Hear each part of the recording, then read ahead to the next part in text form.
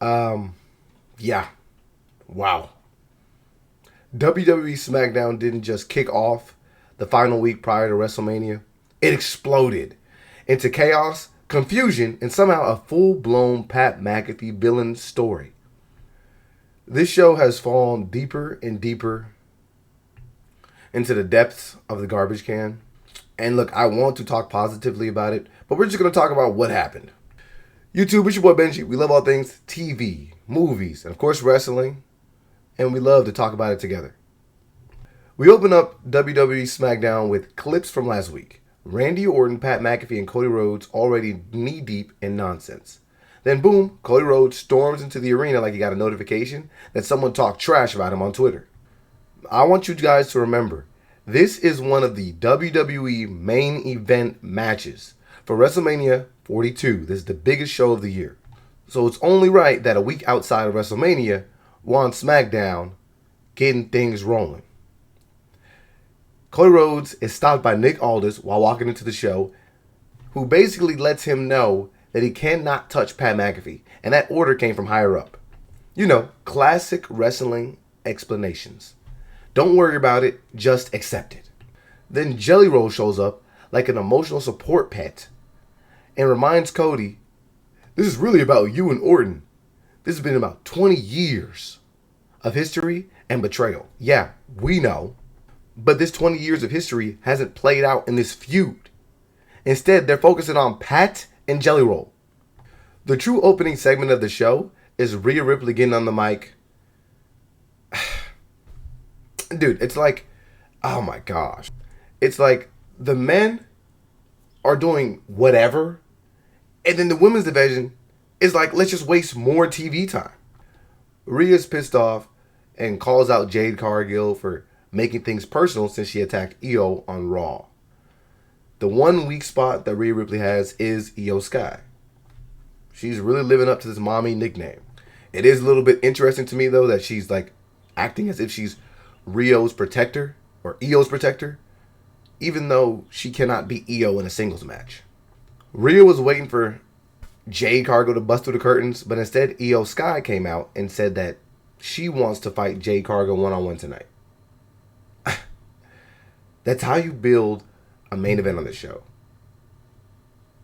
No real conversations, just I'm mad, fight me. And then boom, it happens.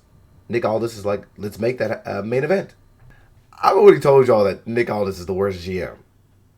But I can't recently make a direct determination because Adam Pearce has been pretty bad over there on Raw.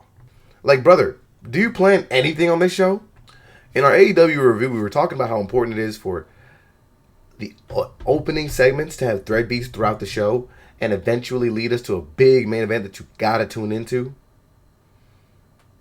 Let's remember what just happened. They were in San Jose, California today, the hometown of Bayley. And look, shout out to Bayley. It's my Bay Area sister. But again, as a character, I cannot care about her. Obviously, the match between her and Alexa Bliss was kind of solid, but it needed shenanigans, of course. There can never be a match that is just cleanly finished. The thing that makes Bayley lose this match is Charlotte Flair throwing a jacket at her like it's a lethal weapon. Alexa rolls her up, 1, 2, 3. Nothing says elite competition like losing to outerwear interference. Let's not forget that they were in San Jose, California. This is the city that Bayley is from. Nothing says homecoming like a loss. Backstage, we saw Carmelo Hayes was trying to get medical help for his knee that he hurt last week, and he was basically beefing with Lil Yachty and Trick Williams. Lil Yachty swears he's been a wrestler for the last 10 years, but he messed up and ended up talking Trick Williams into a match against Matt Cardona. I think what they're going to do here is have Carmelo and Trick feud after WrestleMania. Do y'all think that's justice for Melo? Let me know. We then saw a video promo from Drew McIntyre that wasn't just disrespectful, it was personal. He was calling Jacob Fatu a failure, a criminal, and saying that he belongs in a cage while filming this in a prison. This is a pretty crazy narrative to have as a story, but whatever. This feud actually could end with a pretty interesting match. I don't think Jacob Fatu or Drew McIntyre have been done right by the writing team, but they have taken trash and made it gold. And then speaking of trash, Pat McAfee shows up. He walked into the arena like he owned the place and said that he's going to save the company. He threw his keys at Nick Aldis and immediately got pressed by Jelly Roll. So this is our second Jelly Roll moment. Jelly was asking why Pat won't make the call, or why did he make the call for him to get RKO'd the other week. Pat says he didn't do it intentionally. He just told Randy to kill everybody. He didn't think that Jelly was going to be in the building. So at this point, it'd be safe for Jelly Roll to go home. He then just started hurling out a bunch of insults to Belly Roll and then called him an ex-convict outsider. I cannot understand where Pat McAfee's deriving this character from. Because what is this outsider stuff? Remember when Logan Paul was doing that and at least kind of worked? But again, I just don't understand this character as a whole. Why was he throwing his keys at Nick Aldis as if he was a valet driver? He's still Pat's boss, right? Who is Pat saving the business from? This whole evil Pat thing is just extremely forced to me. And it's like he's acting as if he has The Rock on his side to be parading around the place with this type of confidence. Like, he legitimately walked into the arena flipping the crowd off. Like, why is he doing this? He then got on the mic and said that basically San Jose is trash, CM Punk is a fraud, your fans are broke, but also I've got 25% off tickets. Yeah, he insulted the crowd, buried Punk, and then dropped a sponsorship deal in the same breath. He was saying that CM Punk is a fraud because even though he cut the rant last week about TKO needing to lower the ticket prices, he was also wearing his WWE merch and accepts fat checks from the WWE, especially ones that'll get deposited into a bank account that Pat calls the Saudi Arabia Fund or something like that. Remember, there are multiple interviews of Saudi being kind of trashed by CM Punk. He called it blood money and that he refused to ever go there, yet he's doing it. Big checks. But if you had to ask me, I don't understand why CM Punk accepting money from WWE, who is his employer, was the focus here. They can still lower the ticket prices. Like, why is CM Punk the focal point here? Pat McAfee's in the middle of a feud between Randy Orton and Cody Rhodes. He's supposed to be representing Randy Orton. Why is he talking about CM Punk? This dude is so cringe, man. Like, he was yelling at the crowd like he was The Rock. And I'll tell y'all something. If Pat was telling me as an audience member that he slapped the left side of my face to the right, I would have just laughed because, like, look at him, bro. And then Pat mentioned that no one should attend or watch WrestleMania except to see Randy Orton. Now, why would the member of a feud bury the entire event like this? This was just a hard watch, bro. The dude was not getting heel heat. He needs to go home. Cody Rhodes then showed up and buried this guy on the mic. He calls him a play wrestler. He says that he needs to go report back to daddy. And then he does basic math for Pat. Remember Pat last week was talking about how things need to go back to the Attitude Era where Randy Orton was at his peak? Cody reminded Pat that the Attitude Era was 30 years ago and Randy wasn't a part of it. He then drops a Paul Bosch line about fans being family. I'm not going to lie. This is how you remind people that Cody Rhodes is that guy. He did a really good job turning the tide, and you could see the crowd really in support of him. The issue is 2 weeks outside of Mania, in a matchup that fans were begging to see for years, something that started to gain a little bit of momentum, Pat McAfee was then randomly thrown into the feud and added as a centerpiece. And now he's coming out cutting promos a week outside of WrestleMania. Pat then says that he was born to be in this business, which is kind of crazy to me. My good sir, you weren't even born to be an NFL player. It's not like he was a lineman or a receiver or a quarterback. Brother, you could kick. And look, hey, no knock on him. He had a good career in the NFL, and he's able to turn that into a multitude of business opportunities after playing. But just saying. The crowd was chanting, "Go home, Pat. Go home, Pat. Go home, Pat." And Cody reminded Pat that He was literally standing on the commentary table yeeting for the last few years and was a part of the decline of the industry because he was on the commentary team. Literally yeeting. Because remember, last week Pat was talking about all these miscellaneous things that the Fed is doing wrong, and that's what's leading to their decline. In addition to, of course, them crowning Cody Rhodes as the champion. Cody was spitting facts. Pat was there on Raw talking about how great Cody was, and then that was pretty much it. Again, let's remind everybody, Pat was on Raw when all this was going down. So, over the last few years, how many interactions has he legitimately had with Cody Rhodes or Randy Orton? How many times has he actually talked about them on the mic? He wasn't even on the same show as them. This is what another reason why Pat McAfee being added into this feud is silly. But yeah, I could not continue to expand upon the fact that WWE just really fumbled this feud. And then as Cody walks away, Pat says that Cody must be leaving to go get nice and deep in Triple H's cheeks.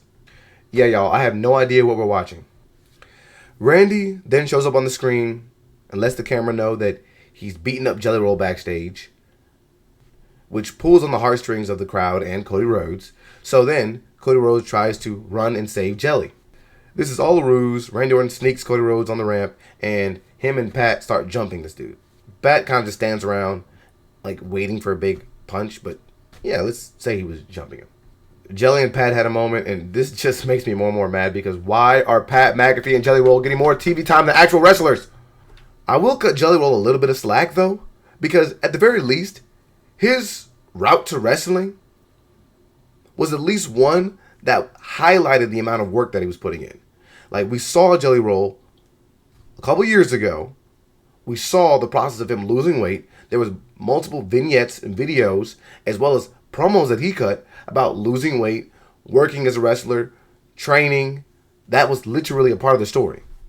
But on Pat McAfee's side, this dude went from jumping into Royal Rumble matches, looking at the size of the wrestlers in the ring, and then immediately hopping out of the ring, to just one day after Gunther was mad that he lost the championship. Mind you, Gunther was the longest reigning Intercontinental Champion, a multi-time world champion, and was pissed that he lost his title, then ended up talking smack to Michael Cole as a commentator and started beating up on the dude, which made everybody feel a type of way because this dude's a commentator. He can't defend himself. So then, who came to that commentator's defense? Pat McAfee, another commentator. Of course, Gunther did what he was supposed to do. He choked this fool out. And then the next week, Pat McAfee shows up on the show and challenges Gunther to a match. He has zero fear. This is the guy that left the Rumble in literally like 4 seconds because he saw the wrestlers in the ring and was extremely fearful. So no training, no nothing. This dude is not a prior wrestler. It's been years since he's participated in the NFL. And again, he's not like he was a lineman, a quarterback, or a receiver. He was kicking the ball. Granted, that still puts him in a... Let's argue that puts him in his top percentile, right? In regards to athletics and just humans, right? He's still many years removed from that and not a wrestler.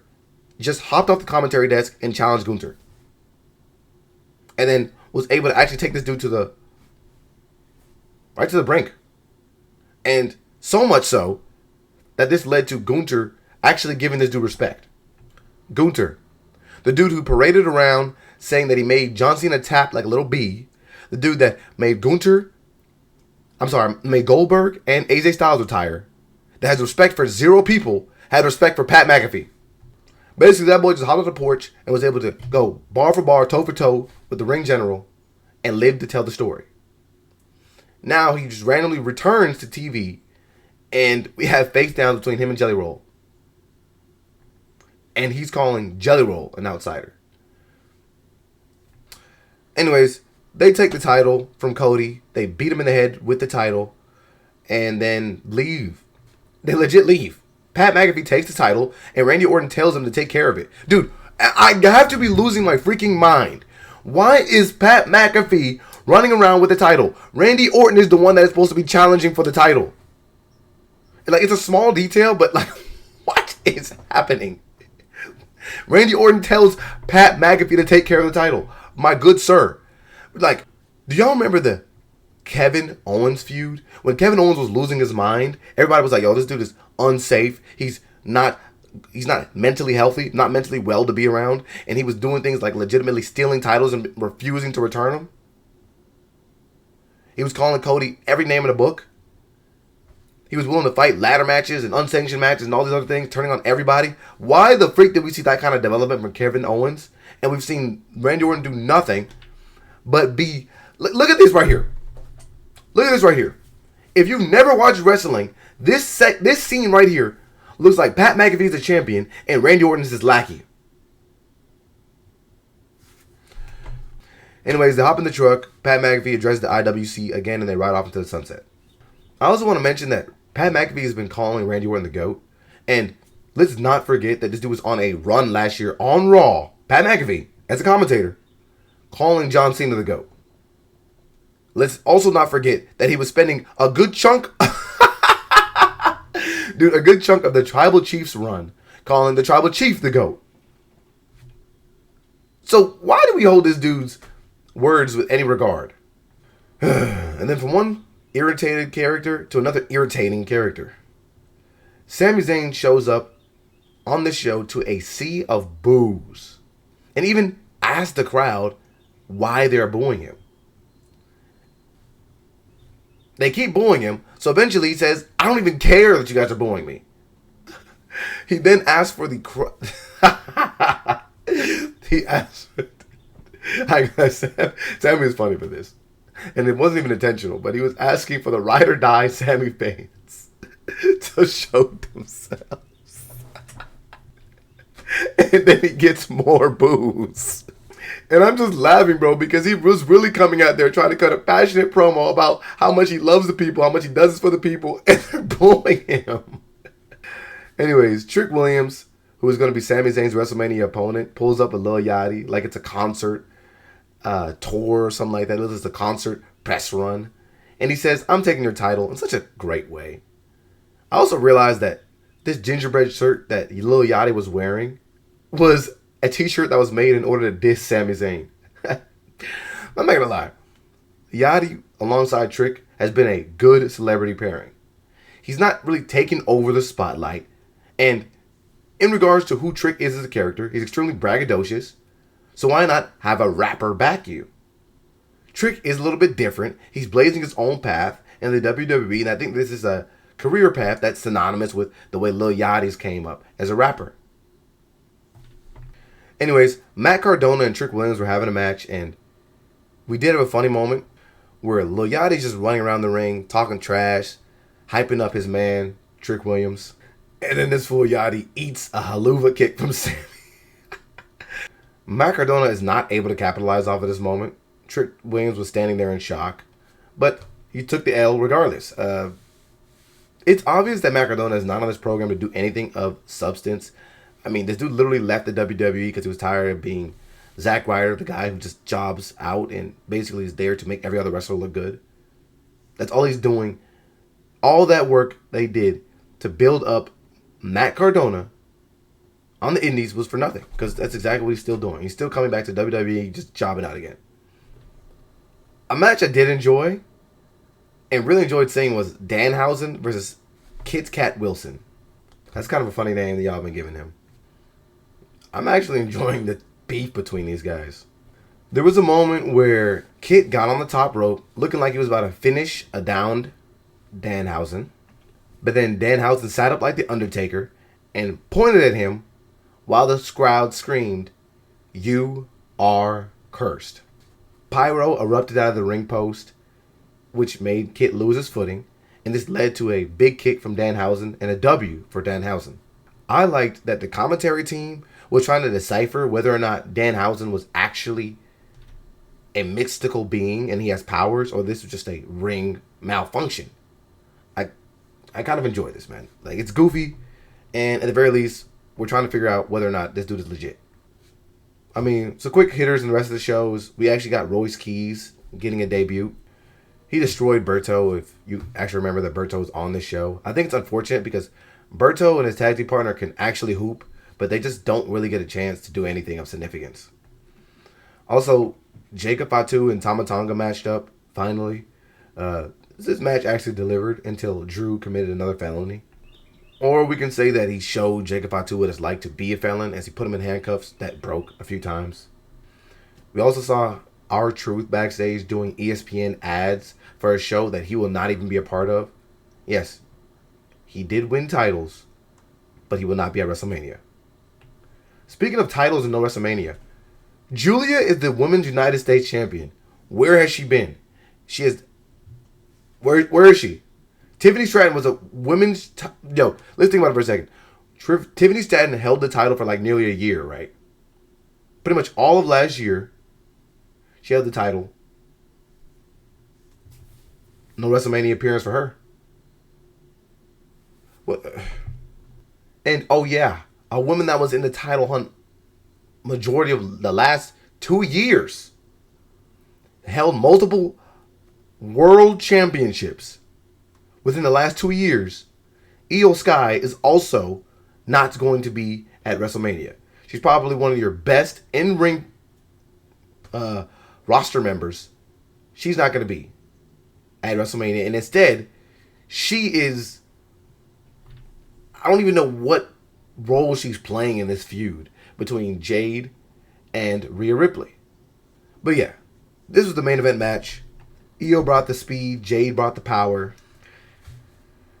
This match did come across to me like a little clunky, like over choreographed, or potentially under choreographed. I've heard a couple of arguments as to why the wrestling doesn't come across as smoothly. It's potentially because, of course, they don't do quite as many shows as they used to. So not only is that, of course, not allowing the wrestlers to be fluid with their momentum or their moves and not getting them quite as much practice. But additionally, a good point that was brought up is that you don't get quite as comfortable in ring with people. So a lot of times we're seeing the people match up in the ring for the first time is legitimately their first time ever. So there's no fluidity there. Anyways, Jade hits the Jaded. Game over.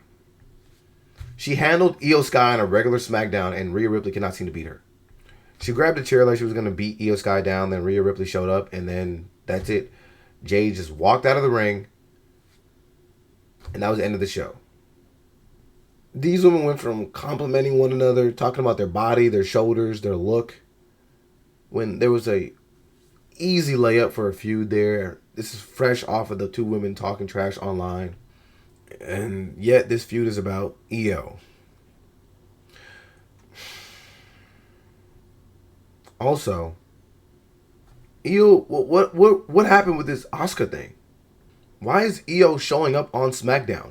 When these two women started their feud, didn't they hug each other to bid each other adieu? Yet, in like a week, they started hopping back and forth between shows. Ugh, all in all, this episode felt like 50% Pat McAfee and then advertisements, and then 50% what is happening right now. But here's the key. The Pat McAfee stuff is supposed to make you feel uncomfortable. You're supposed to hate him. So he's kind of like the lightning rod, and I guess it's working a little bit because Cody does start to feel like the hero. Orton does feel dangerous. And Pat McAfee might be one of the most hated men in the WWE right now. But again, I think that it then waters down a lot of the segments that we saw prior to this. Remember when we saw Cody Rhodes utter two of the greatest words in wrestling history? Thank you. When he was talking to Miss McMahon. Because she was warning him about how scary Randy Orton could be. Now we have Cody Rhodes talking trash to Pat McAfee.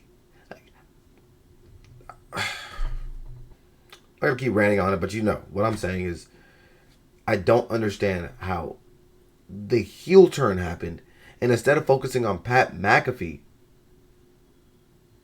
we could have been focusing on Randy Orton, the Viper, the Legend Killer.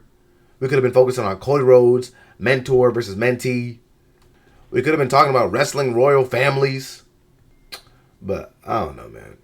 If this is the road to WrestleMania, we're not getting a smooth ride. We're getting chaos, crashes, and Pat McAfee handing out discounts while insulting your entire bloodline. But at the end of the day, y'all let me know. Are y'all buying this Pat McAfee storyline, or is this just completely unhinged? Let me know down below. Appreciate y'all. And look, we just gonna try and ride it out, man. Hopefully they try and improve things for us, man. But this is looking rough.